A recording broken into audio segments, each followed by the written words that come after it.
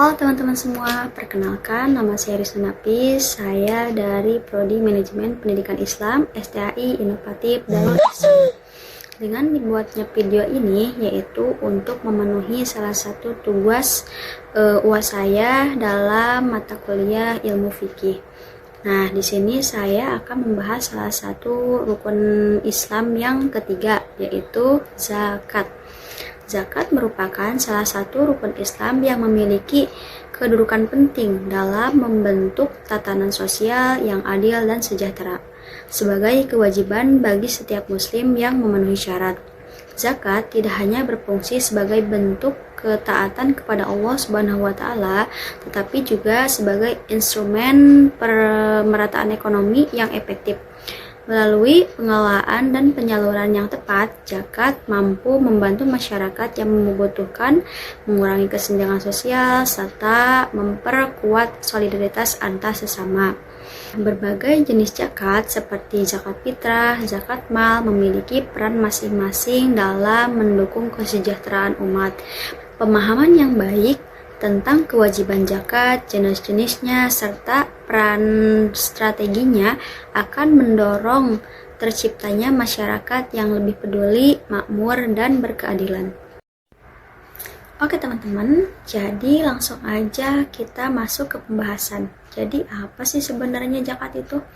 Zakat berasal dari bahasa Arab, yaitu zaka, atau secara lugawi atau secara bahasa, zakat memiliki beberapa makna, yaitu diantaranya kesucian, pertumbuhan, kebersihan, dan juga keberkahan.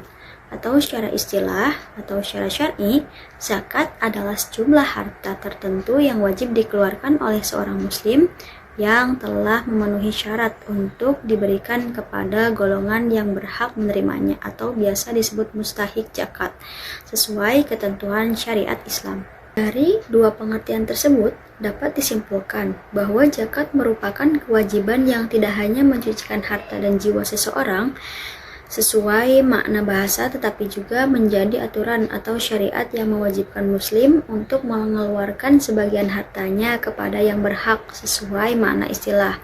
Dengan demikian, zakat adalah ibadah yang menggabungkan nilai spiritual dan sosial sekaligus. Baik, kita masuk ke pembahasan berikutnya, yaitu adalah macam dan juga syarat yang mewajibkan seseorang mengeluarkan zakat. Yang pertama ada zakat fitrah. Zakat fitrah adalah zakat yang wajib dikeluarkan oleh setiap muslim pada setiap akhir bulan Ramadan, tepatnya sebelum sholat Idul Fitri. Ini adalah bentuk penyucian diri dari kesalahan-kesalahan kecil selama setahun, serta sebagai ungkapan syukur atas nikmat yang diberikan Allah Subhanahu wa taala. Adapun syarat-syarat wajib zakat fitrah diantaranya yaitu beragama Islam dan masih hidup saat bulan Ramadan hingga Idul Fitri. Yang berikutnya memiliki kelebihan makanan untuk dirinya dan keluarga pada malam hari raya Idul Fitri. Dan yang terakhir yaitu tidak ada nisab, sehingga semua muslim wajib menunaikan termasuk anak-anak dan orang tua yang menjadi tanggungannya. Adapun kadar pembayaran zakat fitrah yaitu sejumlah 1 sok atau setara dengan 2,5 kilo atau 3,5 liter makanan pokok, atau bisa juga diganti dengan uang seharga makanan pokok setempat.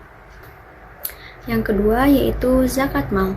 Zakat mal adalah zakat yang dikeluarkan atas harta kekayaan yang dimiliki muslim selama 1 tahun penuh dan telah mencapai batas minimum atau mencapai nisab, meliputi zakat emas, perak, harta hasil pertanian, perniagaan, dan lain-lain.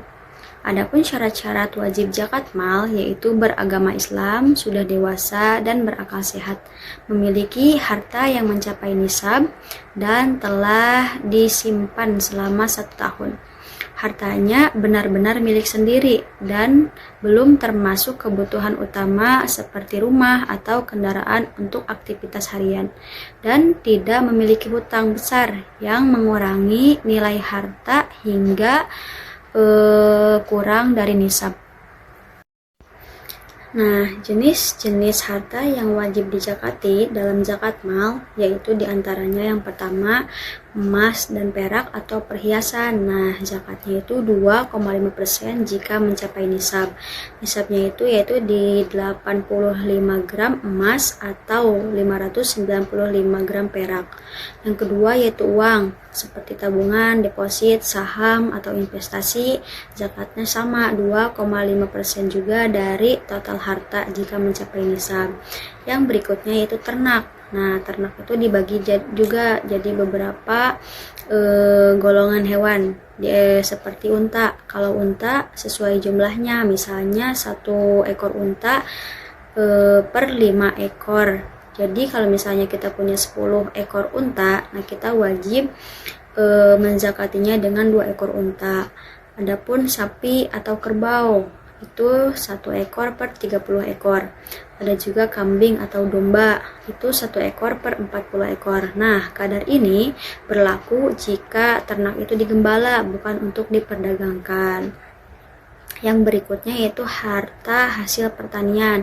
Zakatnya yaitu 10% jika diairi dengan air alami seperti air hujan, dan 5% jika diairi dengan air buatan. Nah, ini diambil dari hasil panen bersih. Juga berikutnya yaitu barang dagangan, zakatnya 2,5% dari nilai barang yang dimiliki jika mencapai nisab dan haul. Dan yang terakhir yaitu rikaz atau harta temuan, zakatnya 20% tanpa syarat nisab ataupun haul.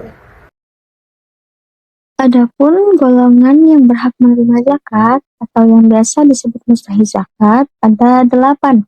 Yang pertama itu fakir, yang kedua miskin, yang ketiga amil, yang keempat mu'alaf, yang kelima riqab, yang keenam gorim, yang ketujuh fisabilillah, dan yang terakhir yaitu ibnu sabil. Jadi kesimpulannya, zakat adalah rukun Islam yang penting, tidak hanya sebagai ibadah kepada Allah, tetapi juga sebagai sarana untuk membantu sesama. Melalui zakat, fitrah dan zakat mal, setiap muslim diajarkan untuk berbagi sesuai kemampuan dari harta yang dimilikinya. Zakat disalurkan kepada golongan yang berhak agar kebutuhan mereka terpenuhi. Jika dikelola dengan baik, zakat dapat mengurangi kesenjangan sosial, meningkatkan kesejahteraan, dan mewujudkan masyarakat yang lebih adil dan penuh kepedulian. Nah, mungkin segitu aja teman-teman yang dapat saya sampaikan.